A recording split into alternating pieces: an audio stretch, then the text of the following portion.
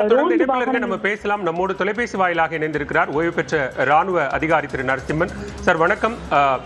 டெல்லியில செங்கோட்டையினுடைய metro rail நிலைய parking பகுதியில் ஒரு கார் குண்டுவெடிப்பு நிகழ்ந்திருக்கிறது. ஒரு 13 வாகனங்கள் தீக்கிரையாகி இருக்கிறது. ஒருவர் உயிரிழந்திருக்கிறார். இந்த குண்டுவெடிப்பு சம்பவத்தை எப்படி பார்க்க? அது ஒரு முக்கியமான ஒரு ஏரியா. அந்த ஏரியாவில் இந்த மாதிரி ஒரு பிளாஸ்ட் ஆகுறதுங்கிறது ஒரு சாதாரணமான ஒரு நடப்பு அல்ல.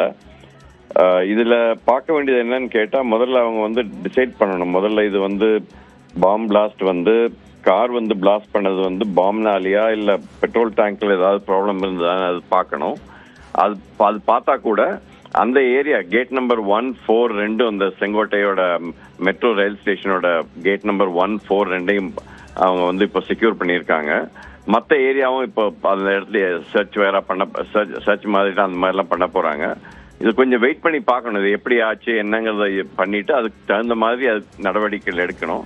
அது ஒரு high level security area. Red ஃபோர்ட்ங்கிறது எப்பவுமே ஒரு செக்யூரிட்டி அந்த இடத்துல நல்ல பலமா தான் இருக்கும். அந்த ஒரு ஏரியாவில் இந்த மாதிரி ஒரு கார் பிளாஸ்ட் நடந்திருக்கு அப்படின்னு சொன்னா அது ஒரு இம்பார்ட்டன்ட் இன்சிடென்ட்.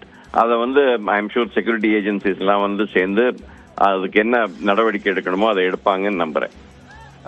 அதே நேரத்தில் ஹரியானா மாதிரியான இடங்கள்ல ஹைலி எக்ஸ்ப்ளோசிவ் பொருட்கள் பறிமுதல் செய்யப்படுது. ஒரு 7 பேர் கைது செய்யப்படுறாங்க. அது ஒரு தீவிரவாத தாக்குதலுக்கு திட்டமிடப்பட்டதா அப்படிங்கிற விசாரணை நடந்து கொண்டிருக்கும் போதே இங்க டெல்லியில ஒரு பாம் பிளாஸ்ட் நடக்குது, கார் வெடிகுண்டு சம்பவம் நடக்குதுங்கிறத ரிலேட் பண்ண வேண்டி இருக்கா சார்?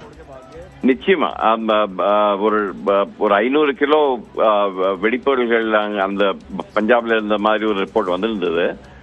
இப்ப இங்க கார் பிளாஸ்ட் ஆயிருக்கு. இது எல்லாமே தொடர்பு இருக்கலாம். அதை பத்தி இப்ப நமக்கு கண்டிப்பா சொல்ல முடியாது. ஆனா தொடர்பு இருக்கக்கூடிய வாய்ப்புகள் நிறைய உண்டு.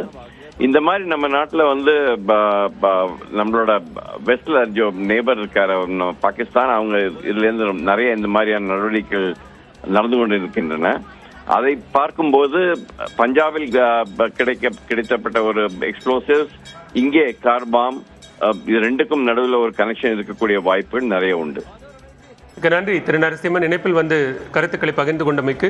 தற்போதைய அண்மை செய்தியையும் நாம் பார்க்கிறோம். டெல்லி கார் குண்டுவெடிப்பு சம்பவத்தில் 9 பேர் பலியானதாக தகவல் வெளியாகி இருக்கிறது. முதலில் ஒருவர் உயிரிழந்து 3க்கும் மேற்பட்டோர் காயமடைந்து மருத்துவமனைகளில் அனுமதிக்கப்பட்டிருப்பதாக தகவல் வெளியான நிலையில் தற்போது டெல்லி செங்கோட்டை மெட்ரோ ரயில் நிலைய பார்க்கிங் பகுதியில் ஏற்பட்ட இந்த கார் வெடிகுண்டு சம்பவத்தில் 9 பேர் பலியாகி இருப்பதாக தகவல் வெளியாகி இருக்கிறது. தொடர்ந்து அந்த பகுதி என்பது முழுவதுமாக காவல்துறையினருடைய கட்டுப்பாட்டு வளையத்திற்குள் கொண்டு வரப்பட்டிருக்கிறது.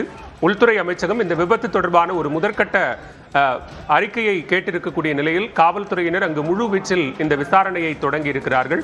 அந்த பார்க்கிங் பகுதியில் நிறுத்தப்பட்டிருந்த மாருதி ஈகோ காரில் தான் முதற்கட்டமாக குண்டு வெடித்ததாகவும், அது எதன் அடிப்படையில் வெடிக்க செய்யப்பட்டது, அது காரில் ஏற்பட்ட கோளாறா அல்லது உண்மையிலேயே இது வெடிகுண்டு தாக்குதல் சம்பவமா என்பது தொடர்பான விசாரணையும் நடைபெற்று வருகிறது.